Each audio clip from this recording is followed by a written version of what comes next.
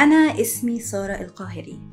أنا عندي 27 سنة وأنا ست عظيمة جدا، بحب جدا إن أنا أغطس وبحب البطيخ.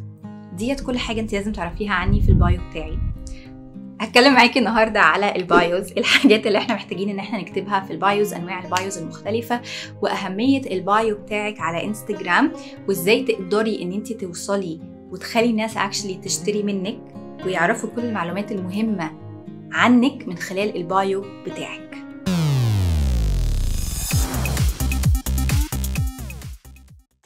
هاي، أنا اسمي سارة القاهري. أنا عندي شركة تسويق وأنا ماركتينج كونسلتنت، وعندي كمان ساك أكاديمي. دي أول أكاديمية في الشرق الأوسط بتتكلم مع الستات وبتساعدك إن أنت تبيعي المنتجات بتاعتك بشكل أورجانيك 100%، يعني بدون إعلانات.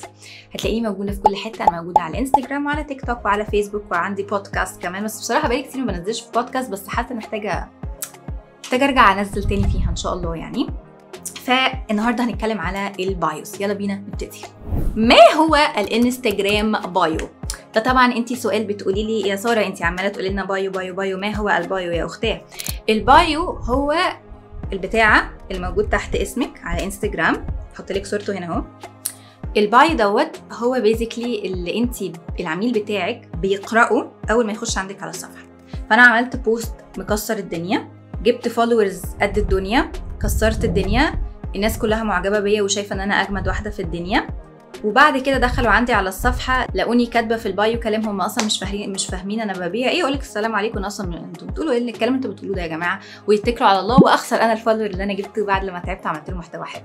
فانا مهم جدا ان انا البايو بتاعي يكون معمول بشكل كويس، ويكون معمول بشكل يسمح لي كمان ان انا ابيع بشكل كويس. طيب يعني ايه الكلام دوت، وازاي الكلام دوت يقدر ان هو يتعمل بشكل كويس ومعقول؟ اول حاجه لازم نبقى فاهمين ان احنا عندنا نوعين من البايو. النوع الاولاني هو النوع الحدوته اللي انا بحكي فيه قصه حياتي. النوع الثاني هو البوليت بوينت بايو، ان انا بحط نقطه نقطه نقطه، اللي هو البايو بتاع النقاط، بحط فيه النقاط المهمه اللي الناس تعرفها. فمثلا البايو بتاع الحدوته هبتدي مثلا ان انا اقول احنا البراند بتاعتنا براند بتخليكي حاسه بانتعاش وقوه كل يوم تستخدمي المشروب بتاعنا. فخشي عندنا على الموقع واكسبلور المشروبات المختلفه بتاعتنا، وانت مثلا بتبيعي انرجي درينك مثلا ريد بول بقى والحاجات دي. او الاوبشن التاني ان انا اقول ان احنا بنبيع مشروبات طاقه. مشروبات الطاقه عندنا بفليفرز مختلفه.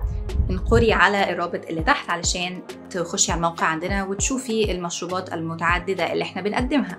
ده طريقة وده طريقة. أنا شخصيا بحب إيه؟ أنا شخصيا بحب البوليت بوينت بايو، علشان البوليت بوينت بايو ستريت كده يقولك تك تك تك، الكاستمر بتاعتي بتاخد المعلومة بتاعتي منه. بتقدر كمان إنها لما تاخد المعلومة بتاعتي منه تاخد القرار إن هي خلاص تبقى فاهمة البراند دي مربوطة بأي حاجة. فأنتي مثلا لو أنتي مقدمة خدمة تقدري إن أنتي تقولي أنا متخصصة في الرياضة العلاجية، أنا بساعد مرضى السكر ومرضى الأمراض المناعية يعملوا كذا، لحجز استشارة اضغط على الرابط اللي تحت. فأنا هنا بعمل إيه؟ أنا هنا بقول للعميل بتاعي أنا مين، ليه تثق فيا، وإزاي تقدر إن أنت تشتري مني الحاجة بتاعتي. فهي دي الثلاث حاجات لازم تكون موجودة في البايو. أنا مين كبراند، ايه الحاجه اللي تخليك واثق فيا. فانا لو ببيع خدمه بقول شهادتي ايه، لو انا ببيع منتج ببتدي ان انا اقول الكلمه او الحاجه اللي انا بربط بيها البراند بتاعتي. فاحنا التيشيرتس بتاعتنا خفيفه وجميله جدا، مجوهراتنا ضد الصدى ما بتصديش، وهكذا. حاجه بقى مهمه عايزاكي ان انت تزوديها هي ان انت تحطي ايموجي عندك في الصفحه بتاعتك. كل ما يكون عندنا ايموجيز بتتكلم على الحاجه المحدده اللي انا بقدمها كبراند، يعني مثلا هقول الشهادات بتاعتي احط ايموجي بتاعت شهاده.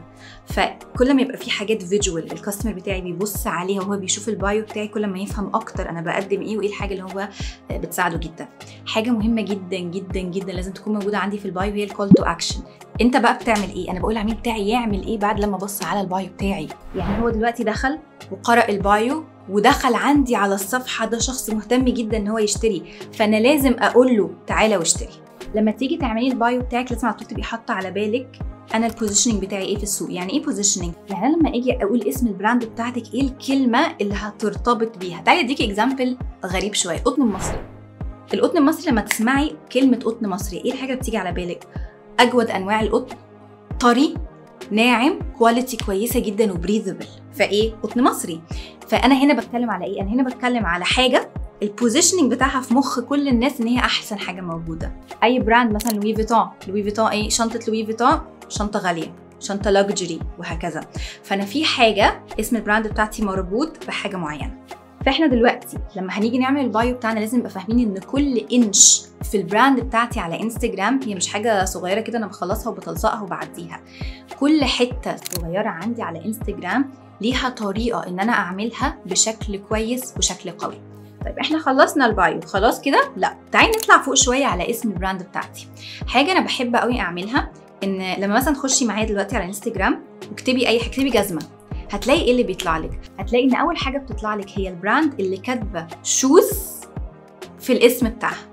ودوت ياخدني للنقطه الثانيه بتاعت البوزيشننج، ان انت لو انت بتبيعي اي حاجه في الدنيا لازم الحاجه اللي انت بتبيعيها، الحاجه اللي انت مختصه فيها، شنط، جزم، كوتش، يوجا انستراكتور، تبقى مكتوبه في اسم البراند بتاعتك عشان دوت يخلي الاكونت بتاعك سيرشبل.